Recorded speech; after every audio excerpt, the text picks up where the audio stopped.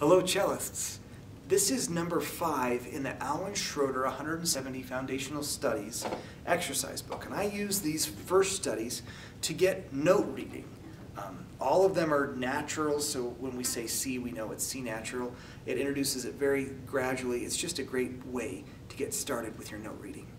You have already learned all of the notes from open C to this fourth finger in first position, which is D.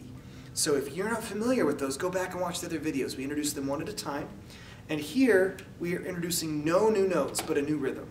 In the past, we've always done half notes, quarter notes, or whole notes. Here we've got dotted half notes. So if you look, even in the second measure of number 5, there's a regular half note, but then it's got a dot after it. The dot is a short way for composers to say, add 1/2 of the length to this note. So if you've got a half note, that gets 2 beats.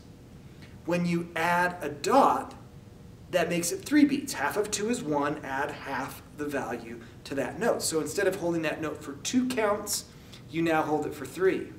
Right? If you have a dot after a quarter note, which doesn't occur here, but the same rule applies, it would have half of a quarter note. So that would be an eighth. Half of a quarter is an eighth, right? So instead of getting a beat, it would get a beat and a half. Right? You can do the same process all the way down, 16th notes, 32nd notes. Anytime you see a dot, not above, but next to a note, know that it's adding half of the length to that value. So the beginning would go 1, 2, 3, 4, hold, 2, 3. And that's how we do it. Okay, same drill as the previous videos. We're going to put the metronome on at 112. We're going to do it first with plucking pizzicato, so that we don't have to worry about the bow. And once you've got that down, once we think the left hand's mastered and you've got all those names of the notes on the tip of your tongue, we'll get the bow involved. Here we go. 1, 2, 3, go. C, B, C, G, 2, 3. E, D, E, F, G, F, E, D. C, B, C, G, 2, 3. E, D, D, C, A, G, G, C, B, C, G, there's the dot. E, D, E, F, G, F, E, D. C, B, C, A, 2, 3. G, E, G, F, D, C. C, G, B, D, F, E, D. B, D, F, A, G, F.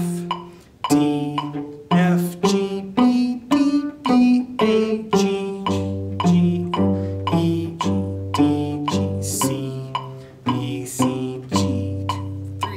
E, D, E, F, G, F, E, D. C, B, C, A, G, E, G, F, D, C. So really work for fluency of being able to say and play. If you can look right at the page and put down third finger and say B, then you're reading music immediately. It's not a matter of, okay, I'm going to start with open G and then go up a note, that's G, and then A, and the next one is B, right? We all go through these mental processes when we learn.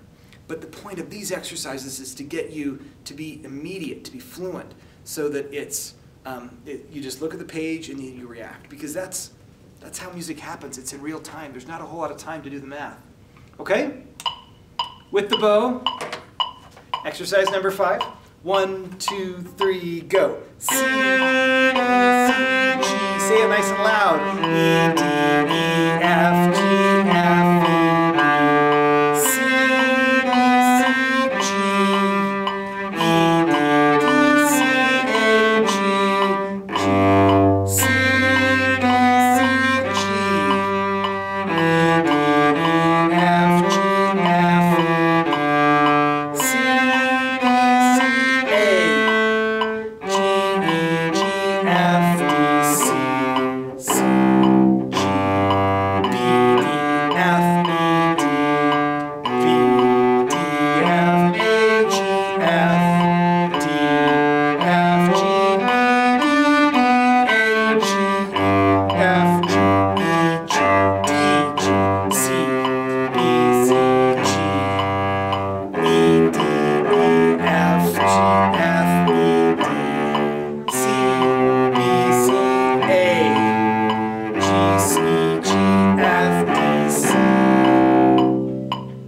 lots going on there at once, cellists. Happy practicing.